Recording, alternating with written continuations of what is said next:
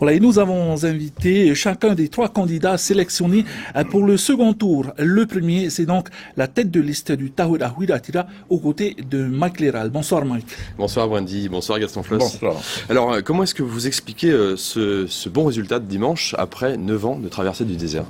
C'est vrai que depuis 3 ans au moins, nous sommes repartis sur le terrain, restructuré le Tahouera Huiratira, les anciens, mais surtout avec les jeunes tels que nous connaissons, Nouhiao Louré, Marcel Touhiani, Jean-Paul Touaïva, le député, et c'est grâce à cet apport, c'est grâce aux anciens, avec leur expérience, que nous avons réussi à reconstruire le Tahouera Huiratira lors de notre congrès, puis les élections législatives et enfin aujourd'hui au territoire. Mais qu'est-ce qui vous avait manqué par rapport à ça ? Pas assez de jeunesse en 2004 et en 2008 ?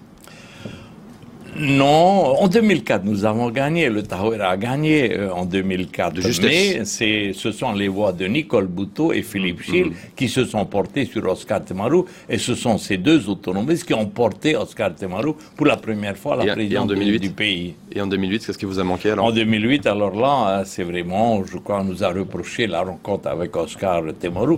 Bon, je reconnais que pendant 20 ans de pouvoir, on a pu commettre des erreurs. J'ai pu commettre des erreurs. Bon, je le regrette, mais c'est 8 ans d'opposition, c'est 9 ans plutôt d'opposition, nous ont servi, m'ont donné l'occasion de réfléchir et de corriger ce peut-être qui n'était pas été fait à l'époque. Alors l'UPLD, comme le Tahouera, avait annoncé un duel pour le second tour. C'est finalement une triangulaire. Est-ce que ça peut vous inquiéter ? Non, je ne pense pas, parce que je crois que les Polynésiens sauront qui est le vrai rempart, contre qui peut résister à Oscar Temaru pour sa politique de l'indépendance, de la séparation avec la France. Ça, c'est le premier objectif, je pense, parce que ce serait la ruine totale de notre pays. Et quel est le mouvement qui est composé, qui a comme atout ces 57 représentants à l'Assemblée, cette équipe de jeunes qui va composer le futur gouvernement et le programme que nous avons proposé aux électeurs. C'est le Tahouera Huiratira, bien sûr, et je pense qu'ils feront la part des choses. Cette équipe soudée, unie, forte, qui travaille depuis 2 ou 3 ans, et cette autre personnes qui ont été cherchées un par-ci, un par-là, et puis qui viennent de partout et de nulle part. On dit que vous préparez déjà votre budget. Est-ce que ça veut dire que vous êtes sûr de l'emporter ? Non, c'est pas en ce sens-là. C'est qu'il faut aller très très vite, et nous voulons donc apporter toutes les réformes, notamment sur le point de redresser la situation financière de notre pays. Il faut le faire très vite.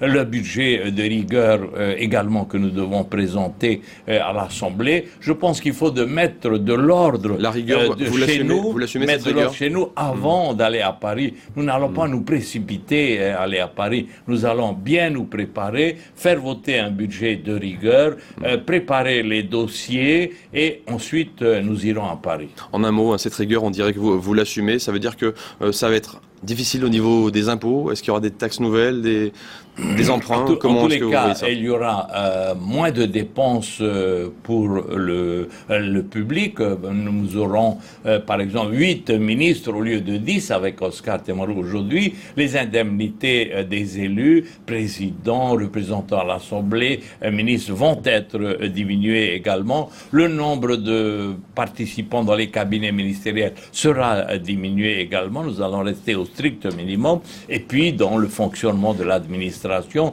peut-être revoir également certaines dépenses, et surtout dans les établissements publics qui quand même coûtent cher au pays. Nous allons d'abord, encore une fois, pendant les 2 premières années, rétablir la situation financière du pays. Ensuite, et bien sûr, établir un programme de grands travaux, notre objectif étant avant tout de fournir de l'emploi, remplacer les 15 000 emplois qui ont été supprimés pendant les années catastrophiques du Taoui par des emplois nouveaux. Il faut reconstruire absolument cette ruine sociale dans laquelle nous vivons aujourd'hui. Vous nous avez parlé de mode de gouvernance, d'exemplarité quelque part. Est-ce que vous comptez reprendre le palais présidentiel? C'est une question qu'on se pose souvent. Le prochain président sera-t-il dans le palais présidentiel avec peut-être le faste d'autrefois ou différemment? Le palais, c'est un grand mot. Cet édifice, ce bâtiment a été construit pour accueillir la présidence du pays. Pourquoi est-ce qu'on va s'installer dans un forêt-potée ou ailleurs?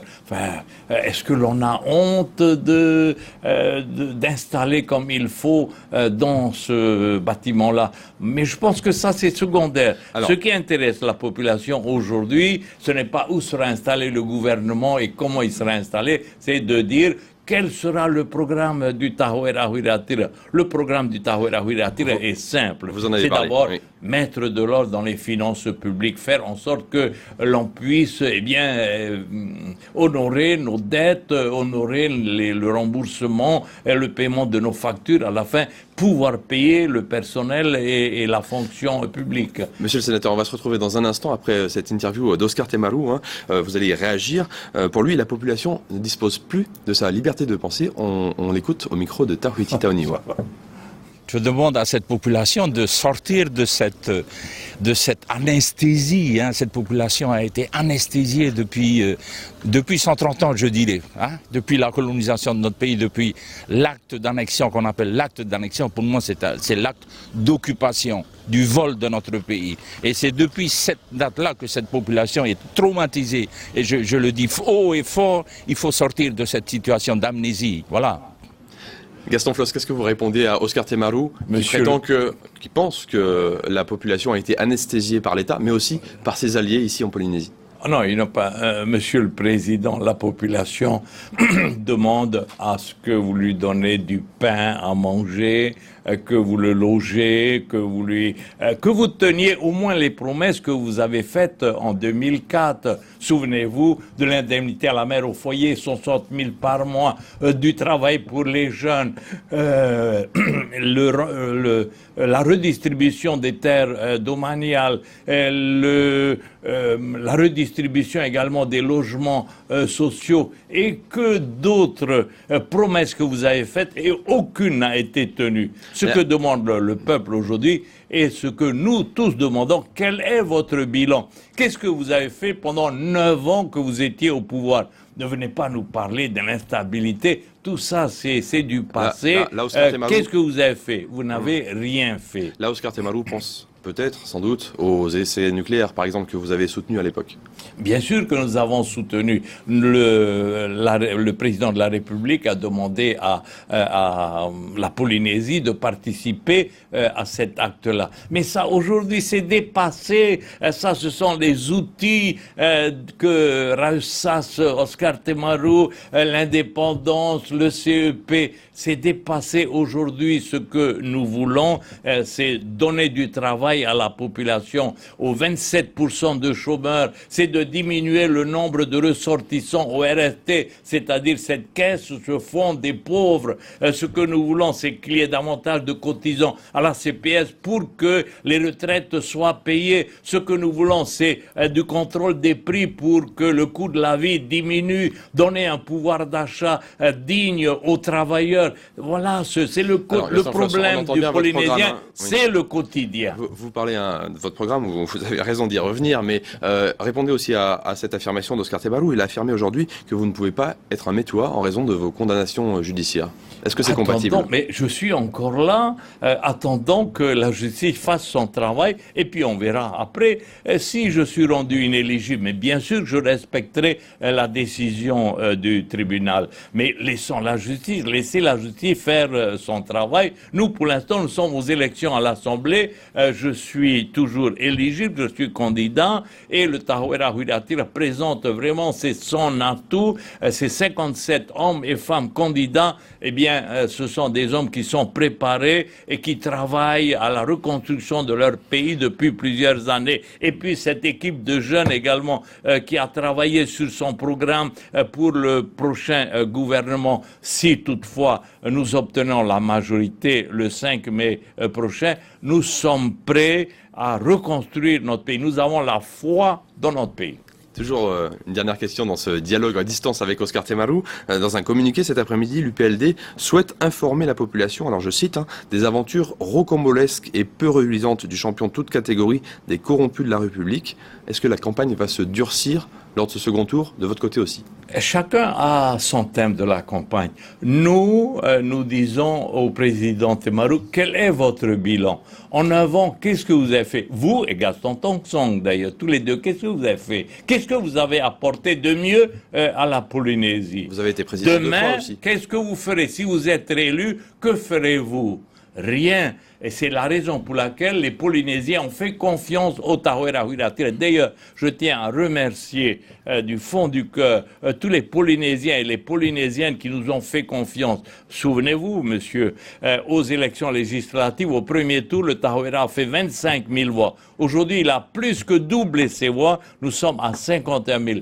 Merci pour votre confiance et restons unis et continuons pour que le 5 mai, eh bien, l'expérience, la force de travail que les jeunes et les anciens ensemble, eh bien, apportent à la Polynésie le bonheur auquel nous aspirons tous et surtout la confiance dans notre... Voilà Wendy pour les premières réactions en direct de Gaston Floss après le premier tour. Merci Mike.